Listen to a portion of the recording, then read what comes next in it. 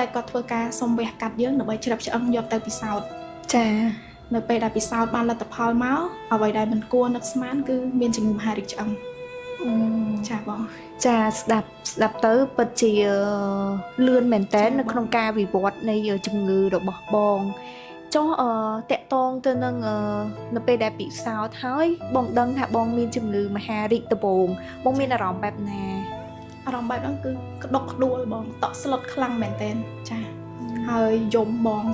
យំសោកសៅដែរតែខ្ញុំអនុញ្ញាតឲ្យខ្លួនឯងយំត្រឹមតែមួយថ្ងៃនៃការដឹងលទ្ធផលហ្នឹងឯងបន្ទាប់ពីហ្នឹងមកគឺខ្ញុំត្រូវក្រោកឈរជួទឹកភ្នែកហើយប្រាប់ខ្លួនឯងថាទោះបីជាការព្យាបាលទទួលបានបែបណាក៏ដោយក៏ខ្ញុំត្រូវឆ្លងកាត់ដំណាក់កាលហ្នឹងឲ្យបានដែរ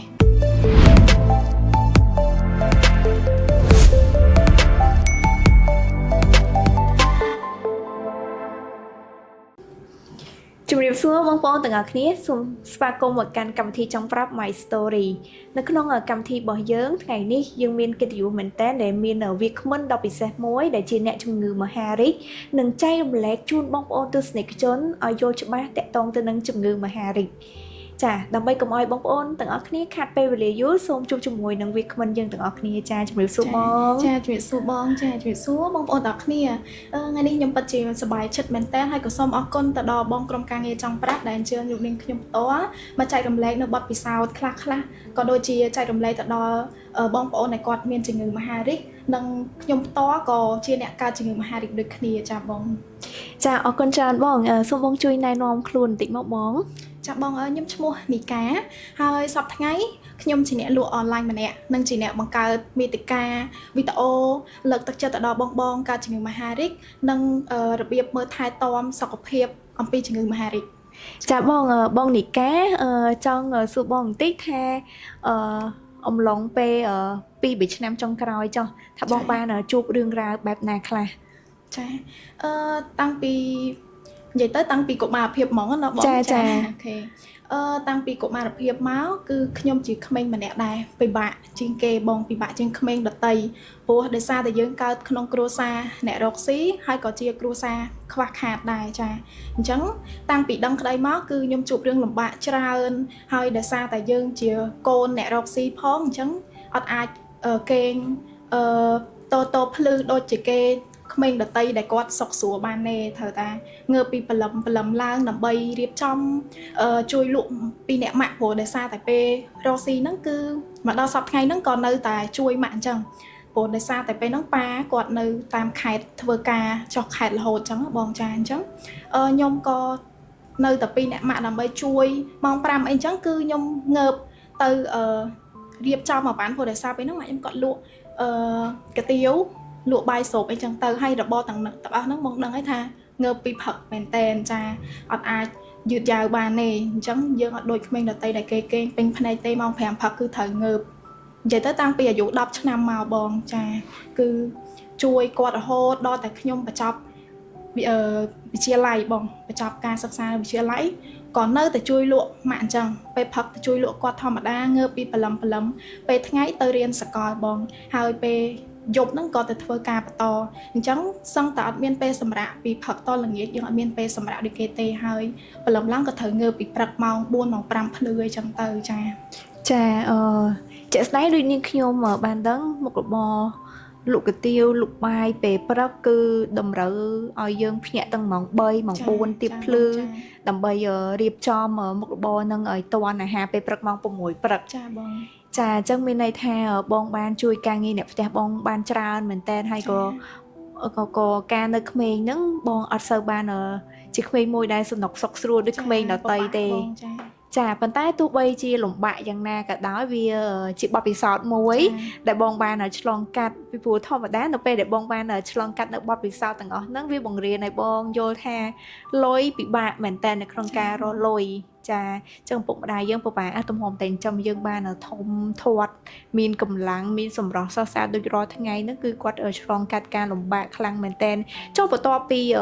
បងបញ្ចប់ការសិក្សាហើយថ្នាក់មហាវិទ្យាល័យចាបងចាប់យកជំនាញអីគេដែរនៅក្នុងថ្នាក់មហាវិទ្យាល័យហើយបងនឹងធ្វើការនៅខាងណាដែរចាគឺខ្ញុំបញ្ចប់ខាងគណនេយ្យបងចា ចប់គណនេយ្យហើយក៏បន្តការងារនៅតាមស្ថាប័នឯកជនមួយកន្លែងចាហើយធ្វើការបាន2ឆ្នាំនាងខ្ញុំក៏បដូរទៅខាងក្រសួងបរិស្ថានជាការងារស្ម័គ្រចិត្តចាបន្ទាប់ពីបងបានឈានជើងចូលទៅធ្វើការងារស្ម័គ្រចិត្តនៅក្នុងក្រសួងបរិស្ថានបងប្រកាសជាទទួលបានបទពិសោធន៍ច្រើនចុះបន្ទាប់ពីបងធ្វើការនៅក្នុងក្រសួងបរិស្ថានហើយបងបានជួបនឹងបញ្ហាអ្វីខ្លះបងអាចជួយជម្រាបបានទេបងនិយាយទៅមិនមែនជាបញ្ហាអីសម្រាប់យើងទេដែលសារតែការងារហ្នឹងយើងស្រឡាញ់បងចិត្តអ្វីក៏ដោយគឺការស្រឡាញ់ធ្វើចេញពីចិត្តបងចាអាចថាវាអត់មានផលវិបាកអីសម្រាប់ខ្ញុំតតែសោះចាបងអត់មានផលវិបាកអីទេគ្រាន់តែចំណុចមួយដែលចំណុចមួយចង់ឲ្យបងលើកឡើងហ្នឹងឲ្យបងសង្កត់ធ្ងន់តិចថាអំឡុងពេលដែលបងធ្វើការនៅក្នុងក្រសួងហ្នឹងបងដូចជាមានបញ្ហាតាក់ទងទៅនឹងសុខភាពទៅឬក៏បែបមិនដែរចាបងព្រោះកំឡុងពេលដែលខ្ញុំឈឺ6ខែចុងក្រោយគឺខ្ញុំចាប់ដើមឈឺជើងខ្លាំងចាឈឺជើងហើយក៏នៅតែបន្តទៅធ្វើការអញ្ចឹងបងអត់ឈប់ទេឈឺបែបមិនដើរពិបាកដើរមិនក៏នៅតែបន្តព្យាយាមទៅធ្វើការបំពេញការងារអញ្ចឹងបងចាអត់ចោលទេចាបុគ្គលិកល្អចាបងចាបុគ្គលិកល្អប៉ុន្តែនៅពេលដែលបងឈឺជើងហ្នឹងរោគសញ្ញាតពងដែលបងចាប់ដើមឈឺជើងហ្នឹងបែបមិនខ្លះបងអាចជួយជម្រាបទស្សនិកជនបានទេបងចាបងចារោគសញ្ញាការៈដែលខ្ញុំចាប់ដើមឈឺជើងដំបូងហ្នឹងគឺត្រង់ជង្គង់បងប្អូនចាពេលដែលខ្ញុំឈឺដំបូងហ្នឹងគឺវាខ្ញើតកន្លែងចំជង្គង់ហ្នឹងគឺប៉ះក្តៅតែម្ដងហើយយើងអត់នឹកស្មានថាវាក៏ជាមហារីកអីដែរគ្រាន់តែថាពេលដែលខ្ញុំឈឺហ្នឹងគឺខ្ញុំលាបបល័យថ្នាំខ្មែរអីដំបងចឹងចាបងចានៅពេលដែលលាបបល័យលាបឲ្យហើយវាអត់បាត់វានៅតែក្តៅពើតនៅចំជង្គង់ហ្នឹងយើងក្រោកឈរក៏វាពិបាកអង្គុយចុះក៏ពិបាកដើរក៏ពិបាកអញ្ចឹងខ្ញុំក៏រកនឹកថាទៅពេទ្យចាប់តសៃចាឲ្យគេចាប់តសៃគីឡូយើងខុសសាច់ដុំពាក់ព័ន្ធជាមួយតសៃអីចឹងទៅជាប់តសៃជាប់អីចាបងចាអញ្ចឹងក្រុមគ្រូពេទ្យខាងចាប់តសៃក៏គេធ្វើចលនាអីឲ្យយើងបានហើយក៏វាមិនបាត់បងអត់បាត់ទេនៅតែឈឺអញ្ចឹងដល់ហើយក៏ខ្ញុំព្យាយាមទៅខាង clinic ពេទ្យម្ដងទៅក៏គេថតអេកូគេឆ្លងអេកូគេអត់មានឃើញអីទេចាប៉ុន្តែខ្ញុំក៏ត្រឡប់មកផ្ទះវិញញ៉ាំថ្នាំញ៉ាំអីតាមក្រុមគ្រូពេទ្យក៏ដាក់ឲ្យចាបន្ទាប់ពីហ្នឹងមកក៏ឈឺទៀតបងឈឺហើយក៏ទៅពេទ្យទៀតទៅពេទ្យទៅខាង clinic ហ្នឹងគេរកមិនឃើញថាមានជំងឺអីទៀតបងចាដល់ហើយក៏ខ្ញុំមកផ្ទះឲ្យពេលដែលគាត់នេះហ្នឹងក៏គាត់ចាក់ថ្នាំបាត់ការឈឺចាប់អីយ៉ាងដែរថ្នាំសាសថ្នាំអីតតែយើងបានប្រើថ្នាំសាសហ្នឹងបានយើងអត់ឈឺអញ្ចឹងក៏ទៅឈឺពីមួយថ្ងៃទៅមួយថ្ងៃពីមួយថ្ងៃទៅថ្ងៃសឹងតែពេលគេងសម្រាប់គេងអត់បានទេណាបងតតែថាយើងញ៉ាំថ្នាំបាត់ការឈឺចាប់អីចឹងបានញ៉ាំបានបានគេងបានអីចឹងទៅបន្ទាប់ពីហ្នឹងមកគឺខ្ញុំដល់ថ្ងៃមួយដែលខ្ញុំនៅកន្លែងធ្វើការបងកំពុងតែធ្វើការហ្នឹងលេងពើតជើងខ្លាំងបងដើរអត់កើតទេគឺអូសជើងហ្មងចានិយាយទៅឈរញ័រជើងតតាប់ទៅបងហើយខ្ញុំប្លែកក្នុងចិត្តខ្ញុំថាហេតុអីគ្រាន់តែជង្គង់សោះមិនក៏ធ្វើទុកយើងដកខ្លាំងប៉ុណ្ណឹងចាខ្ញុំធំអត់បានក៏ខលឲ្យម៉ាក់មកយកទៅពេទ្យបន្ទាន់ណាបងដោយសារខ្ញុំឈឺចាប់មែនតើចាដល់ពេទ្យទៅក៏ពេទ្យថតឃើញម្ដងទៀតថាមានទឹកដក់ចាមានទឹកដក់ជង្គង់ហើយខ្ញុំក៏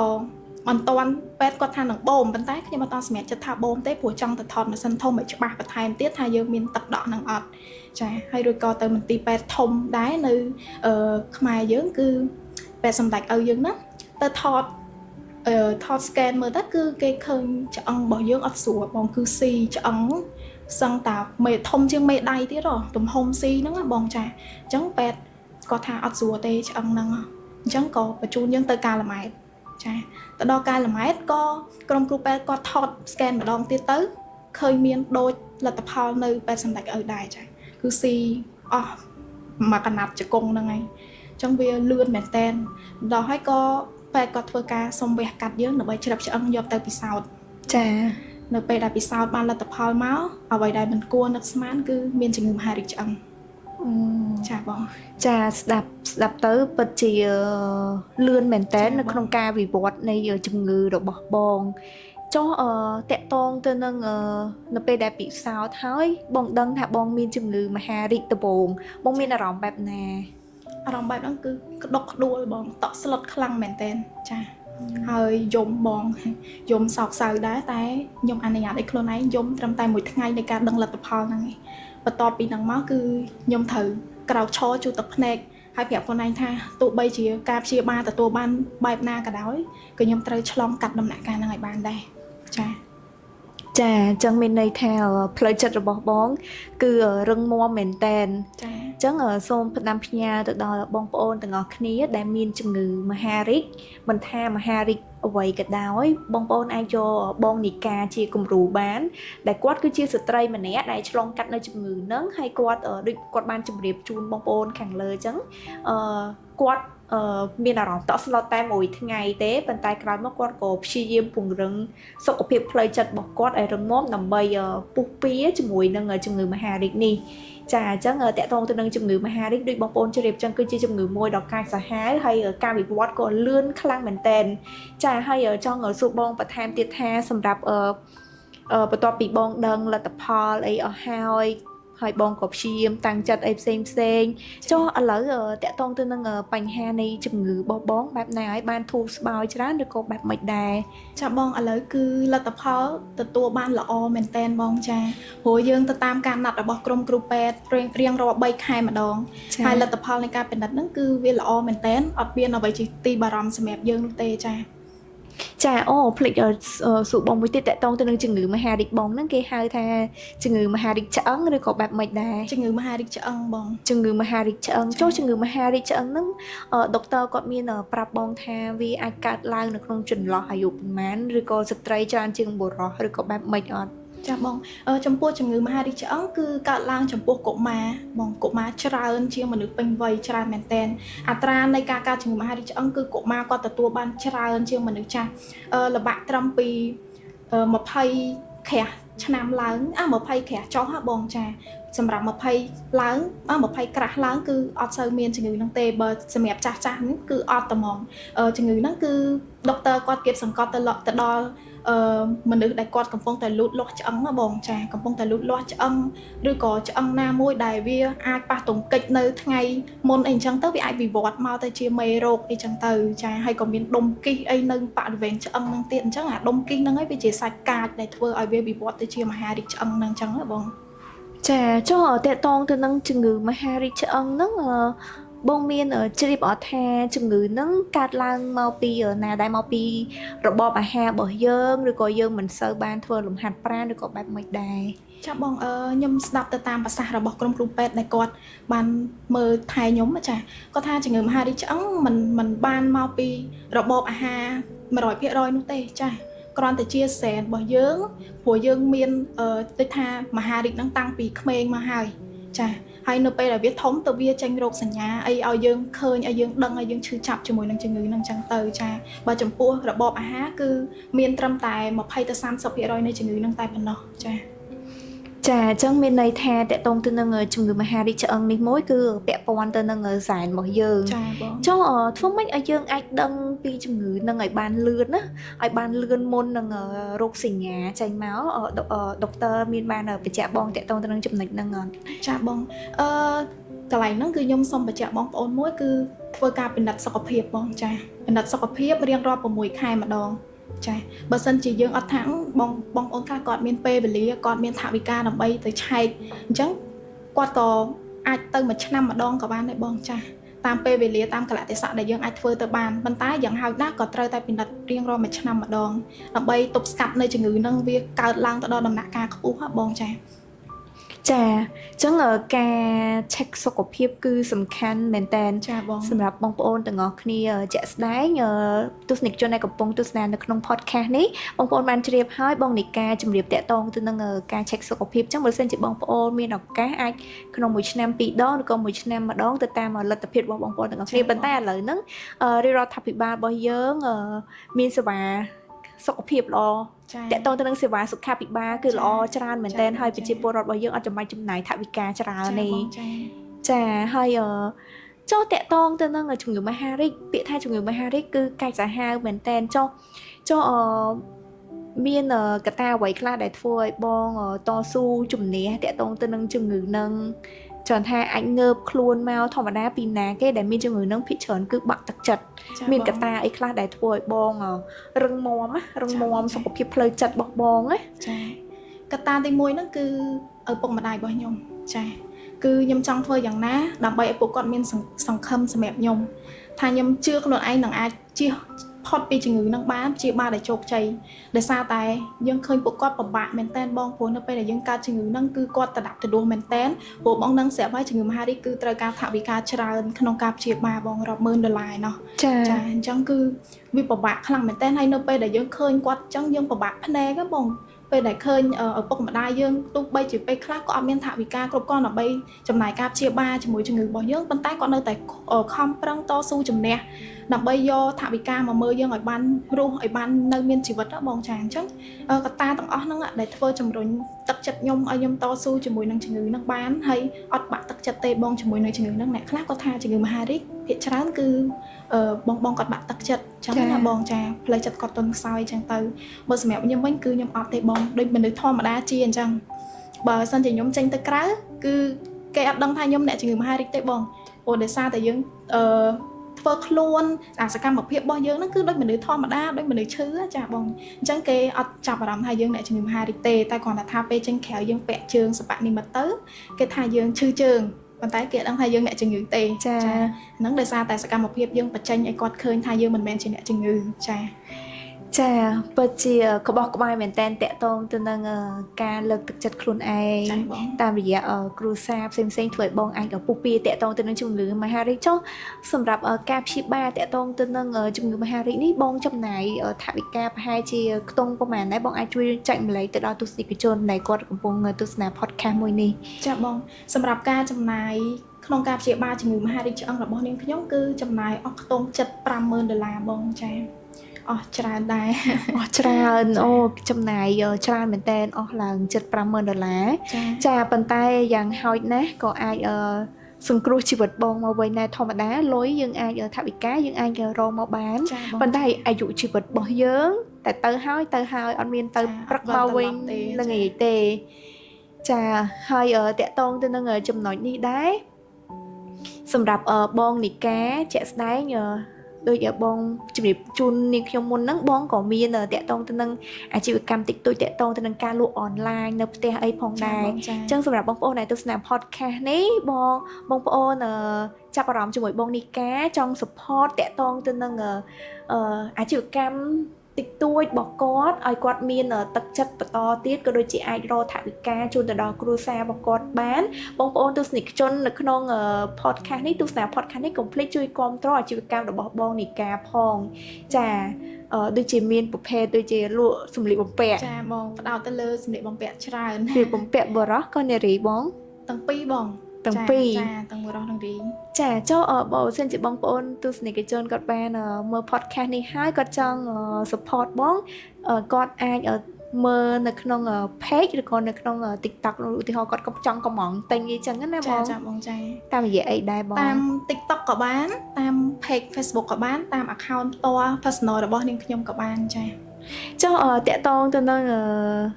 ការលក់ដូរសម្លៀកបំពាក់តាមអនឡាញមាន challenge ដែរបងជាក់ស្ដែងដូចបងឈឺជើងបងមានបញ្ហាតាក់ទងទៅនឹងជើងព្រោះនាងខ្ញុំគិតថាការលក់សម្លៀកបំពាក់តាមអនឡាញយើងត្រូវការឡូកៅអៅឡូអីដើម្បីឲ្យអតិថិជនឃើញពីម៉ូដកៅអៅម៉ូដអីចាអញ្ចឹងមានផលលំបាកអត់បងលំបាកបងពិបាកប៉ុន្តែយើងនៅតែស៊ូដោយសារតែយើងជើងយើងអត់ដូចគេជើងមនុស្សធម្មតាគេអាចលើកសោកពាក់បានលឿនស្រួលប៉ុន្តែយើងអត់ទេបងគឺត្រូវចំណាយក្នុងមួយកាផ្លេឡហ្នឹងគឺ2 ទៅ 3 នាទីបានរួចរាល់ដោយសារតែដឹងហើយថាជើងយើងមិនដូចជើងគេទេត្រូវការឡហើយបើសិនជាយើងអត់ឡក៏បងអត់បានដឹងពីអាវនឹងសាច់កណាត់បែបណារូបរាងបែបណាអញ្ចឹងយើងចង់លោដើម្បីឲ្យគាត់បានដឹងឲ្យច្បាស់រឹតតែច្បាស់ពីសាច់កណាត់អាវក៏ដូចជារូបរាងរបស់អាវអញ្ចឹងណាបងចាខ្ញុំសូមទៅសារទឹកចិត្តរបស់បងមែនតើទោះបីជាបងឈឺសុខភាពអត់សូវល្អហើយមានបញ្ហាតាក់ទងទៅនឹងជើងប៉ុន្តែបងព្យាយាមធ្វើការលក់ដូរនៅផ្ទះដើម្បីរកថវិកាចិញ្ចឹមខ្លួនឯងផ្ទាល់ខ្លួនអត់ពឹងពាក់ទៅលើឪពុកម្ដាយឬក៏អត់បាក់ទឹកចិត្តទេតាក់ទងទៅនឹងចំណុចនេះគឺល្អមែនតើចុះតាក់ទងទៅនឹង មុខរបររបស់បងសួរថាអនាគតទៅបងចង់បរិធ្វើអីបន្ថែមទៀតអត់មានគោលដៅអីបន្ថែមទៀតអត់ ចាមុខរបរអនឡាញហ្នឹងគឺខ្ញុំចាប់រហូតហើយបងចាព្រោះទី1ដោយសារតែយើងជើងអត់ល្អដូចគេចាជើងយើងអន់អញ្ចឹងយើងអាចទៅធ្វើការងារអីបានច្រើននោះទេចាអញ្ចឹងមានតែរបរអនឡាញហ្នឹងហើយដែលស្រួលនៅផ្ទះដែលយើងអាចរកកម្រៃបានហើយមិនចាំបាច់ចេញទៅក្រៅដើម្បីឲ្យពិបាកយើងដើរអញ្ចឹងណាបងចាអញ្ចឹងមានតែការងារអនឡាញហ្នឹងហើយអញ្ចឹងខ្ញុំចាប់យកអាជីពហ្នឹងតទៅរហូតហើយគ្រាន់តែថាថ្ងៃមុខទៅក៏យើងមានកំណត់ផ្សេងចង់បង្កើតរបរអីផ្សេងលើសពីហ្នឹងទៀតក៏ថាបានដែរចាបង ចាជាក់ស្ដែងតាក់ទងទៅនឹងមុខរបរអនឡាញក៏ជាមុខរបរមួយដែលកំពុងពេញនិយមនៅក្នុងសម័យកាលបច្ចុប្បន្នដែរហើយក៏មានបងប្អូនជាច្រើនចាប់អារម្មណ៍តាក់ទងទៅនឹងមុខរបរនេះដែរហើយចំណុចមួយទៀតបងអត់បាក់ទឹកចិត្តទេបងព្យាយាមធ្វើមានមនុស្សជាច្រើនដែលគាត់មានអាចនិយាយថាមានកាយសម្បទានមមមួនមានចំណេះដឹងមានឱកាសជាច្រើនប៉ុន្តែគាត់អត់សូវព្យាយាមធ្វើអ្វីមួយឲ្យបានគេហៅថាដែលជាប្រយោជន៍ទេជាច្រើនគាត់តែងតែបាក់ទឹកចិត្តនឹងជីវិតរបស់គាត់អញ្ចឹងសម្រាប់បងប្អូនដែលបាក់ទឹកចិត្តដែលមានបញ្ហាតាក់ទងទៅនឹងតូចចិត្តនឹងជីវិតខ្លួនឯងហេតុអីជីវិតខ្លួនឯងមិនល្អទេប៉ុន្តែបងប្អូនអាចងាកមកមើលបងនីកាបានបងនីកាគាត់មានបញ្ហាសុខភាពបញ្ហាផ្សេងប៉ុន្តែគាត់នៅតែអាចឈរជើងអាចនិយាយបានថាគាត់នៅតែមានភាពរឹងមាំពុះពៀគ្រប់ឧបសគ្គដើម្បីឲ្យឆ្លងកាត់នៅបញ្ហាជីវិតរបស់គាត់អញ្ចឹងគាត់គឺជាគំរូមួយដែលធ្វើដែលយើងជាមនុស្សធម្មតាយើងត្រូវតែរឹងមាំឲ្យបានច្រើនតាមដែលអាចធ្វើបានចាបងចាហ្នឹងហើយសម្រាប់បងនីកាចង់សួរតិចនៅពេលដែលបងដឹងថាបងមានបញ្ហាតាក់ទងទៅនឹងជំងឺមហារីកហើយចុះតាក់ទងទៅនឹងរបបអាហារដែលបងទទួលទានជាប្រចាំថ្ងៃបងមានអីតាមពេទ្យឬក៏យើងអាចញ៉ាំបានធម្មតានៅពេលដែលយើងជាហើយចាបងសម្រាប់ការតមរបបអាហារគឺខ្ញុំតមបងបើតាមប្រសាសន៍របស់គ្រូពេទ្យហ្នឹងគឺគាត់ឲ្យយើងតមទេចាគាត់ថាញ៉ាំអីញ៉ាំទៅប៉ុន្តែយើងត្រូវចេះមើលខ្លួនឯងផងសម្រាប់ខ្ញុំគឺខ្ញុំតមខ្លាំងបងទោះបីជាពេទ្យគាត់ថាឲ្យតមប៉ុន្តែយើងតមដែរព្រោះយើងខ្លាចអាការតស៊ូនឹងម្ដងទៀតណាបងព្រោះដោយសារវាពិបាកមែនតើណាបងការព្យាបាលជំងឺមហារីកគឺយើងទ្រាំទ្រជាមួយនឹងគីមីខ្លាំងមែនតើបងចាអញ្ចឹងយើងអាចឲ្យខ្លួនឯងទៅជួបអាបញ្ហាទាំងអស់ហ្នឹងទៀតបានចាក់គីមីដែរត្រូវចាបងខ្ញុំចាក់គីមីអូចាក់គីមីចុះចាក់គីមីវាធ្វើទុកច្រើនណាស់ចាធ្វើទុកខ្លាំងបងនិយាយទៅបាត់បង់ចំណង់អាហារអស់កម្លាំងវិលមុខឈឺក្បាលនិយាយទៅដូចមនុស្សចាស់ជរាអញ្ចឹងណាបងចាពិបាកក្នុងខ្លួនខ្លាំងមែនតែនបងចាទៅសារបងមែនតែនដែលអាចពុះពៀបានគ្រប់កលៈទេសៈទាំងអស់សូម្បីតែជើងរបស់បងដូចជាកាត់ដែរចាបងកាត់ជើងដែរចាកាត់ជើងចឹងឆ្លងកាត់ការព្យាបាលដោយគីមីប្រហែលដងបងខ្ញុំចាក់ប្រហែលជា6ដងបង6ដងហើយបន្ទាប់មកទៀតបានត្រូវវះកាត់កើជើងចេញអត់ទេបងកាត់ជើងហើយបានប្រហែលជាកន្លះខែជាងទៅគេណាត់ទៅចាក់គីមីចាហើយចាក់គីមីក្នុងម្ដងហ្នឹងគឺចាក់3ថ្ងៃជាប់គ្នាបងចាក់3ថ្ងៃជាប់គ្នាហ្មងចាអញ្ចឹងមានន័យថាម្ដង3ថ្ងៃអញ្ចឹងបើ6ដងបើយើងគិតជាចំនួនថ្ងៃ8ដល់10ថ្ងៃចាបងអូច្រើនមែនតែនពិបាកខ្លាំងមែនតែនចាអញ្ចឹងមិនថាជំងឺមហារីកនេះមួយគឺពិបាកខ្លាំងមែនតើតតែអ្នកឆ្លងកាត់បានដឹងសូម្បីតែនាងខ្ញុំជជែកនៅក្នុង podcast នេះជាមួយបងក៏នាងខ្ញុំ feel ថាលំបាកដែរព្រោះជាធម្មតានៅពេលដែលយើងអញនិយាយថាពេលដែលយើងអត់ស្រួលខ្លួនអីតិចតួចយើងញ៉ាំអីអត់សូវចូលទេយើងឈឺអីតិចតួចយើងញ៉ាំអីអត់សូវចូលទេយើងមានអារម្មណ៍ថាពិបាកក្នុងខ្លួនចុះទម្រាំតែអ្នកព្យាបាលដោយគីមីសួរថានៅពេលដែលគាត់ចាក់ម្ដងហ្នឹងមាន side effect បែបណាខ្លះដូចបងនីកាបានជម្រាបចឹងគឺពិបាកក្នុងខ្លួនខ្លាំងក្នុងខ្លួនណាចាមិនអាចកណនាបានទេអាភាពលំបាកចាមិនថាចឹងមិនថានៅពេលដែលបងនីកាគាត់អាចជំនះនៅជំងឺនឹងមួយនឹងបានណាឆ្លងកាត់អាពេលវេលាលំបាកនឹងបានអាចថាបញ្ហាជីវិតក្រោយមកទៀតវាគ្រាន់តែជាមេរៀនសាក់លបងឯងព្រោះបានឆ្លងកាត់អ្វីអត់ធំហើយអាផ្សេងទៀតគ្រាន់តែជាមេរៀនសាក់លបងចឹងនៅពេលដែលបងដឹងខ្លួនថាបងមានជំងឺមហារីកហ្នឹងចង់សួរបងបន្តិចเนาะថា អ្នកនៅជុំវិញខ្លួនឬក៏អាចថាដៃគូស្នេហាធម្មតាយើងអាចប្រកាសជាមានដៃគូស្នេហាឬក៏មិត្តភ័ក្តិជិតស្និទ្ធគេរើសអើងយើងអត់គេហៅថា ignore ចង់ឲ្យគេ ignore យើងអត់ ចាបងរឿងទាំងអស់ហ្នឹងវាជាទូទៅគឺតែងតែមានទេបងចាគ្រាន់តែថាអ្នកខ្លះទៅក៏គាត់នៅជាមួយយើងទៅអ្នកខ្លះទៅក៏គាត់ចាក់ចេញពីយើងទៅតែគ្រាន់តែថាយើងអត់ទៅប្តេជ្ញាផ្ដួលជាមួយអារម្មណ៍អស់ទាំងហ្នឹងបានទេចាបងចាព្រោះពេលហ្នឹងគឺជាពេលដែលយើងស្គាល់ចរិតមនុស្សច្បាស់ចានៅគ្រាដែលយើងលំបាកគ្រាដែលយើងធ្លាក់ខ្លួនគ្រាដែលយើងមានជំងឺធ្ងន់ធ្ងរអញ្ចឹងយើងស្គាល់ពីចរិតមនុស្សច្បាស់ថាអ្នកណាដែលគេស្រឡាញ់យើងពិតប្រាកដអ្នកណាដែលគេចាក់ចេញពីយើងនៅពេលដែលយើងមានទុក្ខចាពិបាកមែនតើអញ្ចឹងតកតងទៅនឹងចំណុចហ្នឹងអញ្ចឹងគ្រាន់តែបងដឹងថាខ្លួនឯងមានជំងឺមហារីកបងធ្វើឲ្យបងបានជួបមនុស្សជាច្រើនអ្នកខ្លះអាចជាដៃគូលើកទឹកចិត្តបងអ្នកខ្លះជួយបងនៅក្នុងគ្រាលំបាកចាហើយអ្នកខ្លះក៏ចាក់ចេញពីយើងអាហ្នឹងជាច្បាប់ធម្មជាតិចាជាទូទៅចាប៉ុន្តែនាងខ្ញុំពិតជាមានសំណាងមែនតើដែលបានក្រុមគ្រួសារល្អបងចាមិនថាបងប្អូនឪពុកម្ដាយយាយអ៊ំពូមីងអីគឺគាត់ស្រឡាញ់មើលថែយើងនៅក្នុងកំឡុងពេលដែលព្យាបាលហ្នឹងមែនតើបងចាគាត់យកចិត្តទុកដាក់លើកកម្លាំងចិត្តឲ្យយើងមើលថែយើងដិតដល់មែនតើចាបងខ្ញុំពិតជាអរគុណទៅដល់ពួកគាត់ខ្លាំងមែនតើចាបើសិនជាអត់មានពួកគាត់ទេក៏ខ្ញុំមិនអាចមានថ្ងៃនេះបានដែរចាដូចគេតែងតែនិយាយថាគ្មានពីណាគេដែលស្រឡាញ់យើងជាងក្រុមគ្រួសាររបស់យើងទេចាអ្នកដតីគេមិនអាចស្រឡាញ់យើងជាងក្រុមគ្រួសាររបស់យើងទេអញ្ចឹងរាល់ទុក្ខលំបាកតូចធំមានតែក្រុមគ្រួសាររបស់យើងទេដែលអាចជួយសម្រាលបន្ទុកក៏ដូចជាផ្ដល់ភាពកក់ក្ដៅដល់យើងចាហើយជាក់ស្ដែងដូចថ្ងៃស្អែកថ្ងៃទី11ចាសម្រាប់វីដេអូនេះប្រហែលជាយើងអាចផុសតាន់ថ្ងៃ Mother Day ទេប៉ុន្តែសម្រាប់ថ្ងៃ Mother Day នឹងមកដល់ថ្ងៃស្អែកនោះបងមានពាក្យពេចន៍អីនិយាយទៅកាន់ម្ដាយរបស់បងចាខ្ញុំមានពាក្យជាច្រើននៅក្នុងចិត្តចង់និយាយទៅដល់ម៉ាក់ចាសូមអរគុណម៉ាក់សម្រាប់ការមើលថែកូនតាំងពីតូចតាំងពីដឹងក្តីរហូតមកដល់កូនមានវ័យប៉ុណ្ណេះហើយក៏អរគុណម៉ាក់សម្រាប់ការមើលថែនៅពេលដែលកូនមានជំងឺចាគឺខ្ញុំចង់និយាយថាវាលើសពីអ្វីដែលកូនគ្រប់រូបគិតថាម្ដាយនឹងមើលកូនថែកូនបានប៉ុណ្ណឹងប៉ុន្តែម៉ាក់ខ្ញុំគឺគាត់ពុះពៀមែនតើបងសូម្បីតែយើងចូលទៅក្នុងបន្ទប់ទឹកងូតទឹកក៏គាត់ឈរចាំយើងមុខទ្វារបន្ទប់ទឹកហ្នឹងដែរ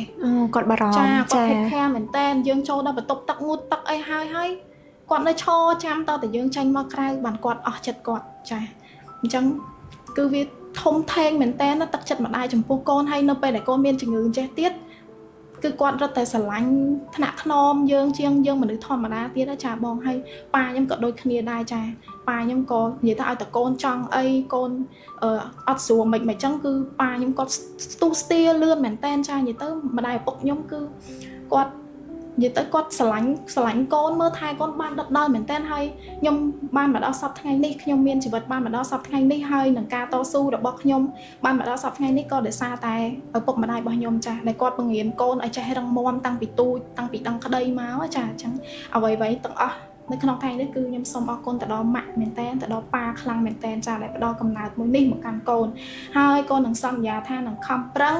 ធ្វើយ៉ាងណាឲ្យខ្លួនឯងមានតម្លៃបំផុតសម្រាប់ម៉ាក់ប៉ាបន្ថែមទៀតមិនឲ្យម៉ាក់ប៉ាអស់សង្ឃឹមជាមួយនឹងកូនតទៅទៀតទេចាហើយសូមផ្ដាំទៅដល់បងប្អូនទៅដល់បងទាំងអស់ដែលមានឪពុកម្ដាយចាសូមមើលថែឪពុកម្ដាយឲ្យបានល្អចាព្រោះនៅពេលដែលយើងមានឪពុកម្ដាយគឺយើងដូចយើងមានអ្វីៗគ្រប់យ៉ាងចឹងនៅពេលដែលយើងអស់ពីពួកគាត់ទៅយើងដឹងថាយើងបាត់បង់អ្វីមួយនៅក្នុងជីវិតគឺធំធេងមែនតើចាអញ្ចឹងពួកគាត់និយាយអីចឹងយើងស្ដាប់គាត់ទៅចាជាពិសេសប្អូនចាជាសិស្សានុសិស្សគឺវ័យនេះគឺគាត់កំពុងតែភ្លើនសប្បាយដើរលេងមិនសូវខ្វល់ពីឪពុកម្ដាយបងហើយឪពុកម្ដាយគាត់ព្រៀនបណ្ដៅអីចឹងខឹងអីចឹងទៅចាបាក់ទឹកចិត្តខូចចិត្តអីចឹងទៅប៉ុន្តែនៅពេលដែលបងប្អូនធំនៅពេលដែលបងប្អូនធំឡើងបងប្អូនប្រកាសជាយល់ពីសង្គមមួយនេះចានឹងយល់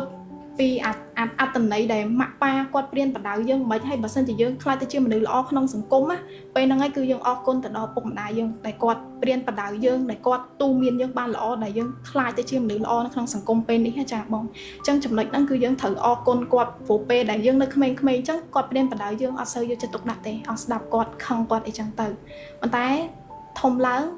ដឹងក្តីទៅ ចូលនៅការងារនៅក្នុងសង្គមគឺអូនប្អូនដឹងហើយចាពីការអត្តន័យនៃការទូន្មានព្រានបដៅរបស់ឪពុកម្ដាយគឺពិតជាមានតម្លៃខ្លាំងណាស់ចា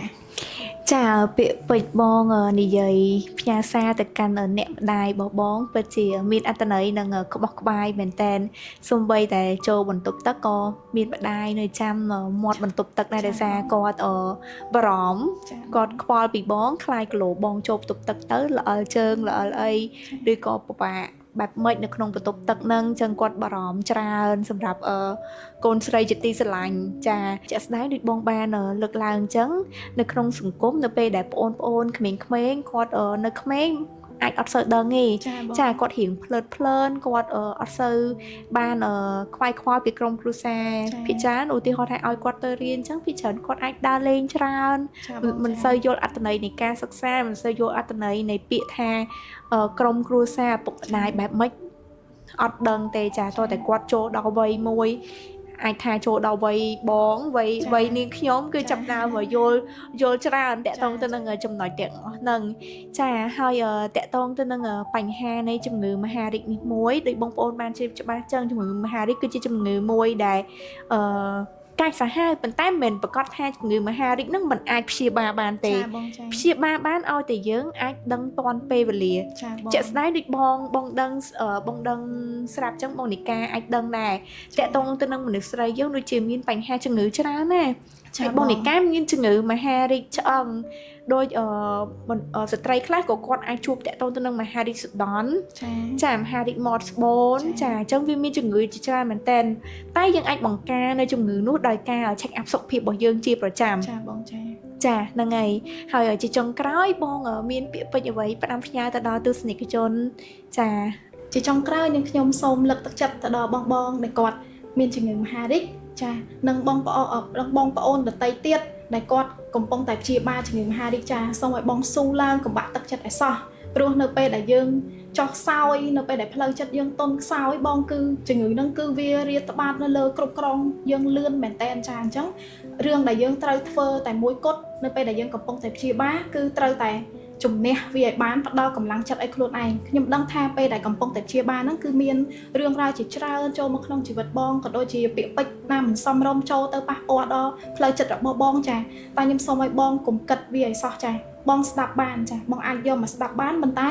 បងមិនត្រូវយកទុកនៅក្នុងចិត្តទេចាបោះវាចោលទៅចារឿងអីក៏ដោយដែលប៉ះពាល់ផ្លូវចិត្តយើងគឺយើងបោះចោលទៅព្រោះនៅពេលដែលខ្ញុំព្យាបាលជំងឺមហារីកបងក៏ខ្ញុំមានបញ្ហាជាច្រើនដែលត្រូវគិតដែរបងប៉ុន្តែគ្រាន់ថាយើងអត់ផ្ដោតទៅលើបញ្ហាទាំងហ្នឹងបងយើងផ្ដោតធ្វើម៉េចឲ្យតែយើងជាឲ្យតែយើងជោគជ័យទៅយើងអត់ផ្ដោតច្រើនទេព្រោះជំងឺមហារីកគឺវាគ្រប់គ្រងយើងលឿននៅពេលដែលផ្លូវចិត្តយើងទន់ខ្សោយបងចាអញ្ចឹងខ្ញុំសូមលើកទឹកចិត្តទៅដល់បងប្អូនកុំបាក់ទឹកចិត្តកុំខូចចិត្តកុំកើតទុកឲ្យសោះនៅពេលដែលព្យាបាលចាតស៊ូឡើងព្រោះនៅពេលដែលយើងមានរាងកាយមាំទាំគឺយើងអាចឈ្នះនៅជំងឺនេះបានបើមិនជាយើងបាក់ទឹកចិត្តយើងញ៉ាំអត់បានយើងកេងអត់លក់ហើយយើងអត់មានអារម្មណ៍ចង់ធ្វើអីទាំងអស់អញ្ចឹងអាជំងឺហ្នឹងវាក្របលើយើងបងចាអញ្ចឹងខ្ញុំសូមមែនតើកុំបាក់ទឹកចិត្តចង់អ្នកណានិយាយអីថាទៅថាស្អីតែគេទៅហើយក៏មានមតិខ្លះទៀតគឺថាអ្នកជំងឺមហារីកហ្នឹងមិនរស់ចាអ្នកជំងឺមហារីកហ្នឹងមិនអាចជាទេប៉ុន្តែបងប្អូនដឹងអត់ថាអាពាក្យពេចន៍សម្ដីទាំងអស់ហ្នឹងគឺវាបំបាក់ទឹកចិត្តដល់អ្នកជំងឺដែលគាត់កំពុងតែព្យាបាលជំងឺមហារីកហ្នឹងមែនតែនបងចានៅពេលដែលគាត់បានឮសម្ដីអស់ហ្នឹងហើយអ្វីដែលគាត់គិតឃើញគឺគាត់ចង់ព្យាបាលបងព្រោះគាត់គិតថាបើសិនជាព្យាបាលក៏នៅតែស្លាប់ដដែលខ្លាចអស់ថវិកាច្រើនចាអស់ថវិកាហើយ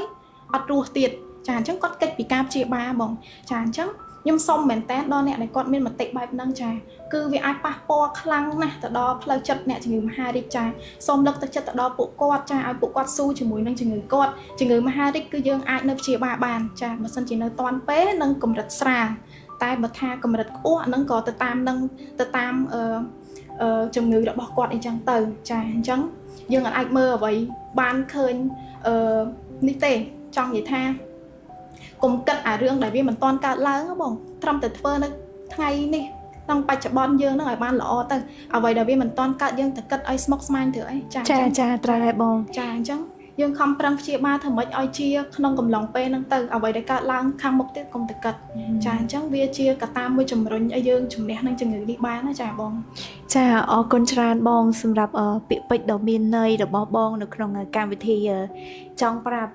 ចាសម្រាប់បងប្អូនទាំងអស់គ្នាក៏ដូចជាប្រជាជននៅកម្ពុជារបស់យើងដែលកំពុងតាមដានទស្សនាកម្មវិធី podcast នេះបងប្អូនក៏ជាជ្រាបច្បាស់តាក់ទងទៅនឹងការវិវត្តនៃជំងឺមហារីកឆ្អឹងរបស់បងស្រីនីកាអញ្ចឹងសម្រាប់បងប្អូនទាំងអស់គ្នាចាដើម្បីថែរក្សាសុខភាពឲ្យបានល្អបងប្អូនកុំភ្លេចទៅ check up សុខភាពឲ្យបានទៀងទាត់ដូចបងនីកាបានលើកឡើងអញ្ចឹងចាក្នុងមួយឆ្នាំយើង check up សុខភាព1ទៅ2ដងទៅតាមលទ្ធភាពរបស់បងប្អូនទាំងអស់គ្នាចាហើយជំងឺមហារីកអាចព្យាបាលបានឲ្យតែបងប្អូនបានដឹងតាក់ទងទៅនឹងជំងឺនឹងឲ្យបានទាន់ពេលវេលាចាហើយសម្រាប់ថ្ងៃនេះដែរនេះខ្ញុំពិតជាអរគុណច្រើនមែនទែនសម្រាប់បងនីកាដែលចំណាយពេលវេលាដ៏មានតម្លៃចូលរួមចែករំលែកតាក់ទងទៅនឹងជំងឺមហារីកនេះជូនទៅដល់បងប្អូនទស្សនិកជនក៏ដូចជាប្រជាជនកម្ពុជារបស់យើងឲ្យបានជ្រាបច្បាស់តាក់ទងទៅនឹងជំងឺនេះឲ្យកាន់តែទូលំទូលាយបន្ថែមទៀតចាអរគុណច្រើនបងហើយជូនពរបងសុខភាពល្អចាឈ្នះគ្រប់ជំងឺទាំងអស់ហើយមានសុភមង្គលហើយមានផ្លូវចិត្តកាន់តែរឹងមាំចាអរគុណច្រើនបងអរគុណចាសង្ឃឹមថាបានជួបបងនៅពេលក្រោយទៀតណោះបងចាអរគុណច្រើនបងចាអរគុណដល់បងប្អូនទស្សនិកជនទាំងអស់គ្នាដែលបានតាមដានទស្សនា podcast មួយនេះជួបគ្នានៅកម្មវិធីវគ្គក្រោយនៅបន្តទៀតចាអរគុណ